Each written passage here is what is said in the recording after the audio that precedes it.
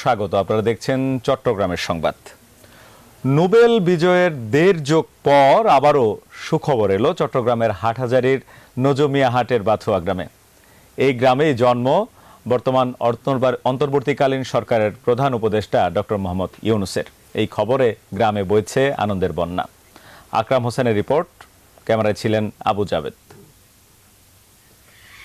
চট্টগ্রামের নজমিয়া হাটের বাথুয়া গ্রাম, যেখানে জন্ম অন্তর্বর্তীকালীন সরকারের প্রধান উপদেষ্টা ডক্টর মোহাম্মদ ইউনূসের। ডক্টর ইউনূস সরকার প্রধান হওয়ার খবরে আনন্দের বন্যায় ভাসছে তার নিজ গ্রাম। আমরা খুবই উৎফুল্ল, খুবই আনন্দিত। সব বয়সের মানুষের মাঝে একটা উচ্ছ্বাস চলে আসছে, এবার কিছু একটা হতে যাচ্ছে। গণঅভ্যুত্থান ঘটিয়ে ওনাকে নির্বাচিত করেছে, ওটার জন্য প্রচণ্ড ভালো লাগতেছে, আমরা গর্বিত।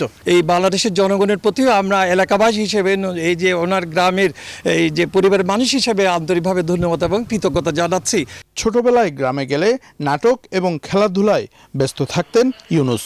বন্ধুদের নিয়ে দুরন্তপনায় কেটেছে সময়। তখনও তারা আপনার ওই হেডফোন লাগাইয়ে একটা পাথরের উপরে দিয়ে রেডি শুনতো, ছবি আঁকতো। আমি যখন শহরে গেলাম দেখেছি যে 53-তে ইউনূস নাই, বলছে ইউজ করতে গেছে করাচি কি পাকিস্তান জাম্বুরি স্কাউটের। তো তাকে নিয়ে আমরা গর্ব করতাম। আমরা তার আশা ছিল যে জীবনে সে একটা কিছু হবে, কারণ সে আমাদের নতুন নতুন জিনিস শিখেছে, যেগুলো আমরা জানতাম না। তো এটা আমাদের কীরকম আনন্দ লাগতেছে এবং গর্ব লাগতেছে আর কি। অন্তর্বর্তীকালীন সরকার প্রধান হওয়ায় তার অধীনে সুষ্ঠু, সুন্দর এবং গ্রহণযোগ্য নির্বাচন হবে বলে আশা তার সাবেক কর্মস্থল চট্টগ্রাম বিশ্ববিদ্যালয়ের এই শিক্ষকের। যে ইন্টারিম গভর্নমেন্টের প্রধান হিসাবে কাজ করবেন, তার অধীনে একটা সুন্দর সুষ্ঠু নির্বাচন হবে, এটা আমরা শতভাগ নিশ্চিত। স্যার যেটাতে রাজি হয়েছেন, এটার জন্য আমরা কৃতজ্ঞতা প্রকাশ করছি। নোবেল বিজয়ের ১.৫ যুগ পর বাংলাদেশের সরকার প্রধান হওয়ায় বাথুয়া গ্রামের আরেকটি অর্জন হলো। তাদের প্রত্যাশা, ডক্টর ইউনূসের হাত ধরে দেশ এগিয়ে যাবে দ্রুত গতিতে। আকরাম হোসাইন, নিউজ 24, চট্টগ্রাম। প্রায় স্বাভাবিক হয়ে এসেছে চট্টগ্রামের জনজীবন। ছাত্ররা দায়িত্ব পালন করছেন সড়কে সড়কে। চট্টগ্রাম পরিস্থিতি জানিয়েছেন সহকর্মী আকরাম হোসেন।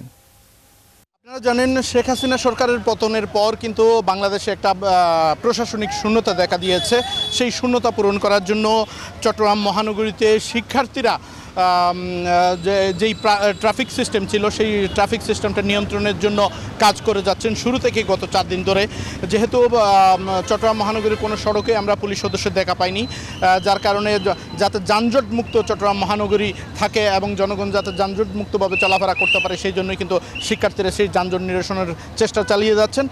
আমাদের ছাত্রীরা এখানে যে সব জায়গায় ময়লা আবর্জনা ছড়িয়েছে, বিজয় মিছিলের নাম করে এখানের মধ্যে অনেক ময়লা আবর্জনা পড়েছে, সেগুলো আমাদের ছাত্রীরা সবগুলো পরিষ্কার করছে।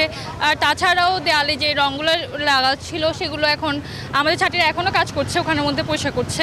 আসলে এতক্ষণ পর্যন্ত শুনছিলাম শিক্ষার্থীরা কীভাবে এই নগরের সৌন্দর্য বৃদ্ধির জন্য কাজ করে যাচ্ছেন। আমরা সকাল থেকে দেখতে পাচ্ছি চট্টগ্রাম মহানগরীর বিভিন্ন থানায় বাংলাদেশ সেনাবাহিনীর সহায়তায় পুলিশ সদস্যরা কিন্তু ফিরে এসছেন, পরিষ্কার পরিচ্ছন্ন কার্যক্রম চালাচ্ছেন। একই সাথে আজকে থেকে বিভিন্ন থানার কার্যক্রম, প্রশাসনিক কার্যক্রম শুরু হবে বলে আমরা জানতে পেরেছি।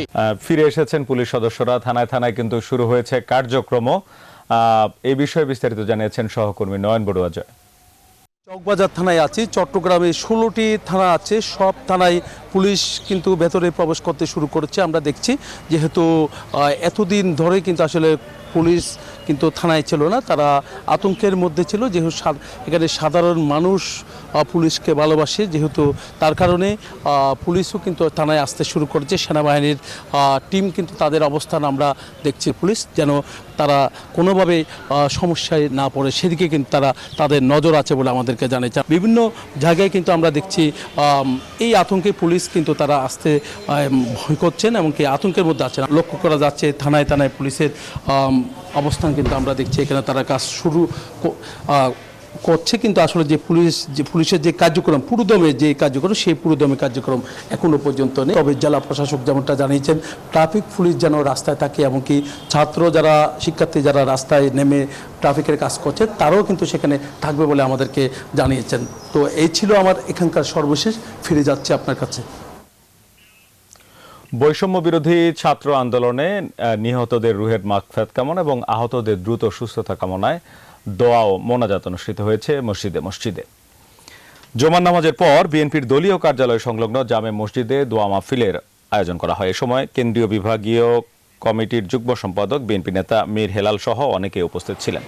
অন্যদিকে আন্দরকিল্লা শাহী মসজিদ জামে মসজিদের সামনে মিছিল নিয়ে অবস্থান নেয় হেফাজতে ইসলাম বাংলাদেশের নেতাকর্মীরা। এ সময় নেতারা বলেন, শেখ হাসিনার পতনে দেশে শান্তি ফিরেছে, এখন দেশ রক্ষায় সবাইকে এগিয়ে আসার আহ্বান জানান তারা।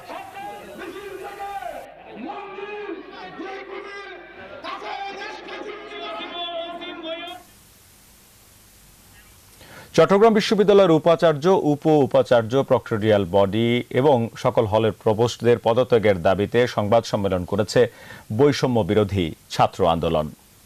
সকালে চট্টগ্রাম বিশ্ববিদ্যালয় ক্যাম্পাসে এই সংবাদ সম্মেলন করে তারা। বক্তারা বলেন, শুক্রবারের মধ্যে বিশ্ববিদ্যালয়ের ভিসি, প্রভিসি, প্রভোস্ট এবং প্রক্টরিয়াল বডির পদত্যাগ করতে হবে। এ সময় 5 দফা দাবি পেশ করেন তারা। হুঁশিয়ারি দেন, দাবি পূরণে সাধারণ শিক্ষার্থীদের নিয়ে কঠোর আন্দোলনে নামার।